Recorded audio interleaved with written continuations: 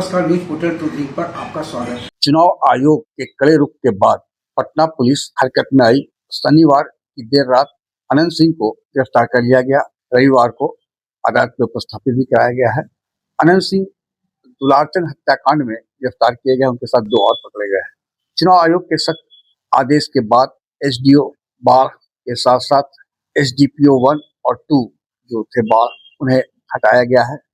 SDPO 2 के न केवल हटाया गया है बल्कि उनके खिलाफ विभागीय कार्रवाई भी सुनिश्चित कराने को कहा गया है। एक कहावत है, बड़ी देर कर दी हुजूर आते आते।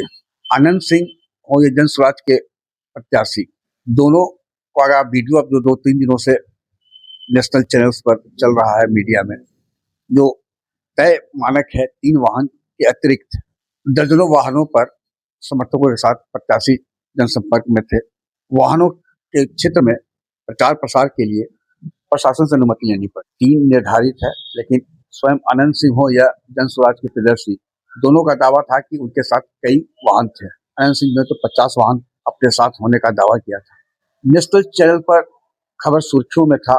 मान लेते हैं कि एसडीओ के स्तर से कार्रवाई नहीं हुई तो पटना के जिलाधिकारी के स्तर पर यह कार्रवाई क्यों नहीं की गई, क्या एक्शन लिया गया, यह भी विचारणीय विषय है। केंद्र सरकार ने बिहार को 1650 कंपनी अर्धसैनिक बल मुहैया करा रखा है। यह भी सवाल उठता है कि अति संवेदनशील बाढ़ विधानसभा क्षेत्र में कितनी कंपनी पैरामिलिट्री फोर्स स्थानीय प्रशासन या पुलिस को दिया गया था विधि व्यवस्था संधारण के लिए।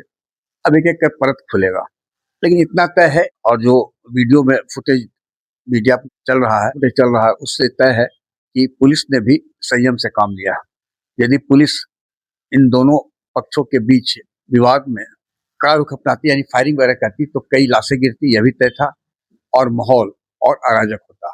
अब चुनाव आयोग हटाए गए अधिकारियों के संबंध में निर्णय लेगा। इतना तय है कि यदि दोष मुक्त नहीं हुए तो जो अधिकारी हटाए गए हैं वे भविष्य में अधिकारी हो जाएंगे और चुनाव के कार्य से कभी सेवा नहीं ली जाएगी। कहीं ना कहीं चूक हुई है पटना में बैठे आला अधिकारियों से। माहौल गर्म था तो एक्शन में आना चाहिए था। जो एसएसपी कार्तिकेय शर्मा शनिवार की रात स्वयं निकले और अनंत सिंह को पकड़ा, यह कार्रवाई एक दिन पहले भी कर सकते थे, लेकिन बड़े अधिकारी हैं, आईना कौन दिखाएगा। इतना तय है, इससे पटना पुलिस की साख पर तो धब्बा लगा ही है। आप लोग अवगत हैं कि 30 तारीख को एक गंभीर घटना घटी थी और जो दुर्भाग्यपूर्ण था कि सही घटना नहीं होनी चाहिए थी। इस घटना में जो तारतर गांव है उसके समीप में 2 पक्षों जो वहाँ प्रत्याशी थे वो उन दोनों के काफिला आ रहा था और उन दोनों के बीच पक्षों में झड़प हुई और झड़प में पथराव हुआ, लोग घायल हुए और उसके बाद एक शव बरामद हुआ। इसमें जो दुलारचंद यादव हैं जो 75 वर्ष के रहने वाले हैं, उसी गांव के पास के रहने वाले हैं, उनका पूर्व में भी आपराधिक इतिहास रहा है, उनका शव बरामद किया गया। उसके बाद वहाँ पे दोनों पक्षों के द्वारा कांड दर्ज कराया गया। कांड दर्ज होने के बाद अनुसंधान प्रारंभ किया गया। पुलिस घटना की सूचना मिलते ही तुरंत पहुंची थी वहां पे और वहां से साक्ष्य भी इकट्ठे किए गए। घटनास्थल से कई जगह के फुटेज भी प्राप्त हुए, जिससे क्या घटना हुई है उसके बारे में कई जानकारियां मिली। लोगों के गवाह भी सामने आए और उनकी गवाही भी ली गई। साथ ही कल मृतक का पोस्टमार्टम कराया गया, उससे भी हम लोग को अहम सुराग मिले। जो अभी तक के अनुसंधान में आया उसमें उससे प्रतीत हुआ कि ये जो घटना हुई है ये आदर्श संहिता का उल्लंघन भी हुआ है। इसमें ये एक गंभीर मामला भी था। हम लोग इलेक्शन कमीशन के द्वारा निर्देशित भी किया गया था कि शांतिपूर्ण ढंग से इलेक्शन होना चाहिए और इसमें जब अनुसंधान किया गया तो पाया गया कि जो प्रत्याशी हैं वो वहाँ पे मौजूद थे, उनके सामने में घटनाएं हुई हैं और जो कांड के मुख्य अभियुक्त भी हैं अनंत सिंह, उनकी आज गिरफ्तारी बेड़ना गांव से किया गया है।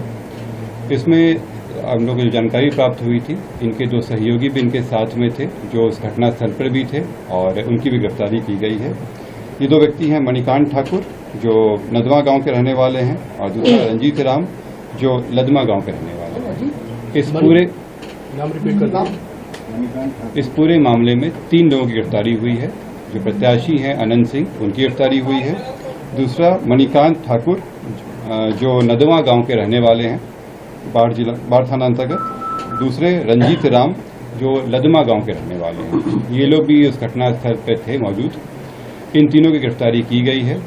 इन तीनों को आगे मजिस्ट्रेट के सामने प्रस्तुत कराया जाएगा और आगे विधि सम्मत कार्रवाई की जाएगी।